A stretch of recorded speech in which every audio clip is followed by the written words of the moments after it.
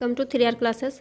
हम लोग पढ़ रहे थे आधुनिक भारतीय इतिहास और हमारा टॉपिक चल रहा था यूरोपियन कंपनी का भारत आगमन।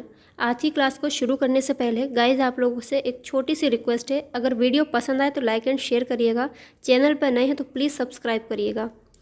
ये सारे एग्ज़ाम में आने वाले बहुत ही इंपॉर्टेंट क्वेश्चन की सीरीज़ है, उसको शुरू करते हैं। देखेंगे आज का पहला सवाल है, भारत में ईस्ट इंडिया कंपनी की सफलता का राज था।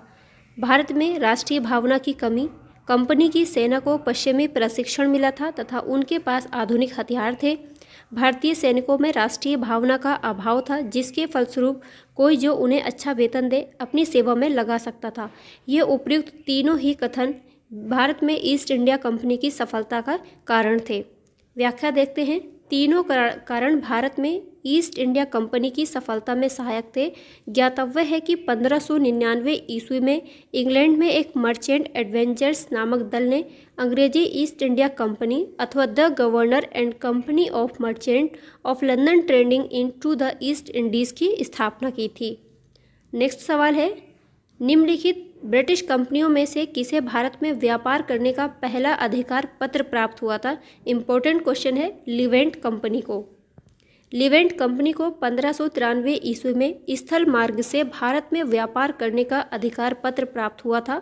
31 दिसंबर 1600 को महारानी एलिजाबेथ प्रथम नाम याद रखिएगा, एलिजाबेथ प्रथम ने the governor and company of merchants of London trading into the East Indies को समुद्री मार्ग से ईस्ट इंडिया के साथ व्यापार करने का पहला अधिकार पत्र प्रदान किया था।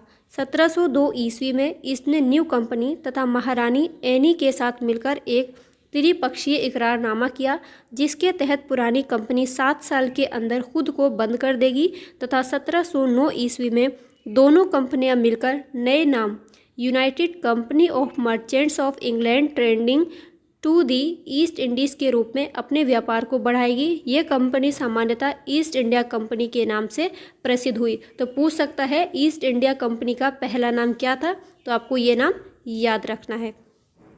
ठीक है, अगला सवाल देखेंगे। लंदन में ब्रिटिश ईस्ट इंडिया कंपनी के गठन के समय भारत का निम्नलिखित में से कौन बादशाह था।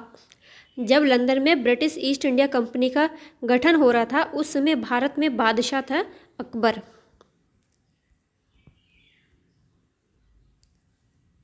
सितंबर 1599 में लंदन में कुछ व्यापारियों ने लॉर्ड मेयर की अध्यक्षता में एक सभा का आयोजन किया।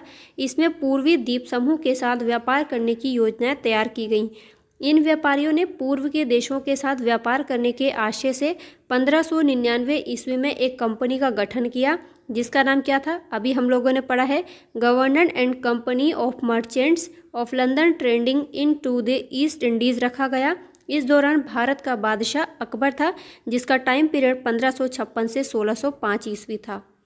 नेक्स्ट है, किस मुगल सम्राट के काल में ईस्ट इंडीज़ कंपनी ने भारत में सर्वप्रथम कारखाना स्थापित किया था। ईस्ट इंडीज़ कंपनी कब आई थी, अकबर के समय बनी थी, कहाँ पर, ब्रिटिश में। जबकि इसका कारखाना पहली बार भारत में कहाँ आया था, किसके काल में लगाया गया था, जहांगीर के शासनकाल में। जहांगीर के शासनकाल में इंग्लिश ईस्ट इंडिया कंपनी ने सर्वप्रथम 1611 ईस्वी में मसूलीपट्टनम, जिसको मछलीपट्टनम भी कहते हैं, इसमें एक अस्थायी कारखाना लगाया था। 1613 ईस्वी में सूरत में स्थापित कारखाना अंग्रेजों का प्रथम स्थायी कारखाना था। इसमें बहुत बारीक डिफरेंस है, याद रखिएगा। पहला अस्थायी कारखाना मसूलीपट्टनम या मछलीपट्टनम में, और स्थायी कारखाना सूरत में 1613 ईस्वी में। भारत में 1613 ईस्वी में अंग्रेज़ों ने अपनी पहली फैक्ट्री कहाँ स्थापित की थी, सूरत में। ये भी पूछा जाता है, अंग्रेज़ों ने पहली फैक्ट्री कहाँ लगाई, सूरत में। ये भी पूछा जाता है, अस्थायी फैक्ट्री कहाँ लगाई थी, वो मछलीपट्टनम में। कैप्टन विलियम हॉकिंस सूरत से मुगल दरबार 1608 ईस्वी में पहुंचा, किंतु सूरत में फैक्ट्री की स्थापना की अनुमति पाने में सफल नहीं हो सका। 1611 ईस्वी में पुर्तगालियों के विरोध के बावजूद कैप्टन मिडल्टन सूरत के समीप स्वल्ली पहुंचा और मुगल गवर्नर से वहां व्यापार करने की अनुमति पाने में सफल हो गया। कैप्टन थॉमस बेस्ट के द्वारा सूरत के बंदरगाह की विजय ने पुर्तगाली एकाधिकार की निरंतरता को भंग किया तथा तदुपरांत अंग्रेजों ने सूरत में 1613 ईस्वी में स्थायी रूप से एक फैक्ट्री स्थापित की। यहाँ से अंग्रेजों ने अपने व्यापार को देश के दूसरे भागों में फैलाया तथा शीघ्र ही अहमदाबाद, बुरहानपुर, अजमेर और आगरा में सहयोगी फैक्ट्रियां भी स्थापित की थीं। इस जगहों का नाम याद रख लेना, ऑप्शन में दे देगा अंग्रेज़ों ने अपनी फैक्ट्रियां कहाँ नहीं लगाई थी, तो हमारे लिए ये मुश्किल हो जाएगा। नेक्स्ट है 17वीं शताब्दी में ईस्ट इंडिया कंपनी, जो इंग्लिश ईस्ट इंडिया कंपनी था, उसके कारखाने कहाँ पर स्थित थे, तो इस भरूच, चिकाकोल तथा त्रिचिनोपोली। तो 17वीं शताब्दी में कहाँ पर थे, केवल भरूच में। इसकी व्याख्या इधर देखेंगे। 17वीं शताब्दी के पहले चतुर्थांश मतलब 1625 ईस्वी तक ईस्ट इंडिया कंपनी ने सूरत, भरूच, बुरहानपुर, अहमदाबाद और आगरा में अपने कारखाने स्थापित कर लिए थे। ईस्ट इंडिया कंपनी की प्रथम फैक्ट्री स्थापित की गई थी। बार बार हम यही सवाल पढ़ रहे हैं सूरत में। देखिए एक ही सवाल को कितने एग्जाम में कितने तरीके से पूछा जाता है, हमारे लिए प्रैक्टिस करने का यही फ़ायदा, जिससे हमें आइडिया लगता है कि सवाल किस तरीके से बन सकते हैं।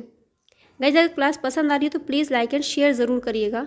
निम्नलिखित में से किस अंग्रेज अधिकारी ने पुर्तगालियों को स्वाली के स्थान पर हराया था, तो पुर्तगालियों को कहाँ पर हराया था, थॉमस बेस्ट ने। निम्नलिखित यूरोपीय व्यापारिक कंपनियों में से किसने सूरत में सर्वप्रथम अपना कारखाना लगाया था, अंग्रेज़ों ने सूरत में सबसे पहला स्थायी कारखाना स्थापित किया था। यूरोपीय व्यापारिक कंपनियों में से ब्रिटिश ईस्ट इंडिया कंपनी ने सर्वप्रथम सूरत में फैक्ट्री स्थापित की थी। 1613 ईस्वी में जहांगीर ने अंग्रेज़ों को सूरत में स्थायी कारखाना स्थापित करने की अनुमति दी थी। सूरत में डचों के द्वारा फैक्ट्री 1616 ईस्वी में, जबकि फ्रांसीसियों के द्वारा 1668 ईस्वी में स्थापित की गई थी। अंग्रेज, डच और फ्रांसीसियों ने की थी, लेकिन सबसे पहले अंग्रेज़ों ने ही स्थापित की थी। उल्लेखनीय है कि ईस्ट इंडिया कंपनी ने सर्वप्रथम 1611 ईस्वी में मसूलीपट्टनम में अपना कारखाना स्थापित किया था, जो कि कैसा था, अस्थायी था। इन्होंने अपना प्रथम स्थायी कारखाना 1613 ईस्वी में सूरत में ही स्थापित किया था। फ्रांसीसियों ने भी अपना प्रथम कारखाना 1668 ईस्वी में सूरत में ही स्थापित किया था। वर्ष 1613 ईस्वी में अंग्रेजी ईस्ट इंडिया कंपनी को कहाँ एक कारखाना या व्यापार स्थल स्थापित करने की अनुमति मिली थी, सूरत में। ईस्ट इंडिया कंपनी के प्रारंभिक दौर में वेस्टर्न प्रेसिडेंसी कहाँ थी, ईस्ट इंडिया कंपनी के प्रारंभिक दौर में जो वेस्टर्न प्रेसिडेंसी थी वो कहाँ पर थी, सूरत में थी। ब्रिटिश ईस्ट इंडिया कंपनी ने बम्बई किससे लिया था, ये पुर्तगालियों से लिया था, क्योंकि ये सबसे पहले आए थे और इन लोगों में बहुत ही लड़ाई झगड़ा हुआ और अंग्रेज़ों ने बम्बई को इनसे कब्जा लिया था। ब्रिटिश ईस्ट इंडिया कंपनी ने बम्बई पुर्तगालियों से लिया था। 1661 ईस्वी में इंग्लैंड के सम्राट चार्ल्स द्वितीय का विवाह पुर्तगाल की राजकुमारी कैथरीन से होने पर चार्ल्स को पुर्तगालियों द्वारा बम्बई उपहार स्वरूप प्रदान किया गया था, जिससे उन्होंने 10 पाउंड वार्षिक किराए पर 1668 ईस्वी में ब्रिटिश ईस्ट इंडिया कंपनी को दे दिया था। जब ये अंग्रेज़ भारत में आए थे तो इनका बहुत नीति इनकी क्या थी, व्यापार करने की थी, लेकिन धीरे धीरे इन्होंने भारत में राजनीतिक रूप से इन्होंने भी अपना अधिकार यहाँ पे जमा लिया। सबसे पहले पुर्तगाली आए थे, तब इनके बीच में तना तना का माहौल रहता था, लेकिन अंग्रेज़ों ने कैसी नीति अपनाई थी, विवाह के द्वारा इनको अपने में मिला लिया था। ये याद रखना। बाद में आगे जाके जो भी मध्यकाल के राजा महाराजा थे, इन्होंने भी विवाह की नीति को ही अपना करके अपने राज्य का विस्तार किया था। निम्नलिखित में से किस वर्ष प्रयागराज उत्तर प्रदेश के किले पर अंग्रेज़ों का अधिकार स्थापित हुआ था, ये कब हुआ था, 1797 ईस्वी में। देखिए 2021 में पूछा हुआ सवाल है, बहुत इंपॉर्टेंट है, फिर से देख लीजिए। किस वर्ष प्रयागराज के किले पर अंग्रेज़ों का अधिकार स्थापित हुआ था, 1797 ईस्वी में। अवध के नवाब सादत अली ने 1797 ईस्वी में प्रयागराज, इलाहाबाद का किला अंग्रेज़ों को सौंप दिया था। ईस्ट इंडिया कंपनी के किस अंग्रेज गवर्नर को औरंगजेब के द्वारा भारत से निष्कासित किया गया था, ये कौन सा था, सर जॉन चाइल्ड था ये। बम्बई के अंग्रेज गवर्नर जॉन चाइल्ड ने 1688 ईस्वी में बम्बई और पश्चिमी समुद्र तट के मुगल बंदरगाहों का घेरा डाला तथा मक्का जाने वाले हज यात्रियों को बंदी बनाने का प्रयास किया। फलस्वरूप उसे औरंगजेब ने भारत से निष्कासित करने का आदेश दिया था। मुगल शासक औरंगजेब के सामने उसे विवश होना पड़ा और अंततः उसे माफ़ी मांगनी पड़ी, क्योंकि औरंगजेब को क्या कहा जाता था, जिंदा पीर कहा जाता था। निम्नलिखित में से किस प्रथम कर्नाटक युद्ध का कौन सा तात्कालिक कारण था? निम्नलिखित में से प्रथम कर्नाटक युद्ध का तात्कालिक कारण क्या था? अंग्रेज और फ्रांसीसियों के बीच प्रतिद्वंदिता, ऑस्ट्रिया की राजगद्दी की जंग, कर्नाटक की राजगद्दी का मसला, अंग्रेजों द्वारा फ्रांसीसी जहाज़ों का अधिग्रहण। ये अंग्रेज क्या कर रहे थे? फ्रांसीसी जहाज़ों का अधिग्रहण कर रहे थे, इसीलिए 1746 में क्या हुआ था? पहला कर्नाटक युद्ध हुआ था। व्याख्या देखेंगे। कर्नाटक का प्रथम युद्ध 1746 से 1748 ईस्वी ऑस्ट्रिया के अधिकार युद्ध जो 1740 ईस्वी में आरंभ हुआ था, उसका विस्तार मात्र था। गृह सरकारों की आज्ञा के विरुद्ध ही दोनों दलों अंग्रेज और फ्रांसीसियों में 1746 ईस्वी में युद्ध प्रारंभ हो गया। अंग्रेज कैप्टन बर्नेट के नेतृत्व में अंग्रेजी सेना द्वारा कुछ फ्रांसीसी जहाज़ों पर अधिकार कर लेना युद्ध का तात्कालिक कारण था। गाइज, आज की क्लास में इतना ही है। मिलेंगे अगली क्लास में आगे के क्वेश्चंस के साथ। तब तक के लिए अपना ख्याल रखिए, पढ़ते रहिए, कामयाबी ज़रूर मिलेगी। वीडियो पसंद आए तो लाइक एंड शेयर करिएगा। चैनल पर नए हो तो प्लीज़ सब्सक्राइब करिएगा। बाय।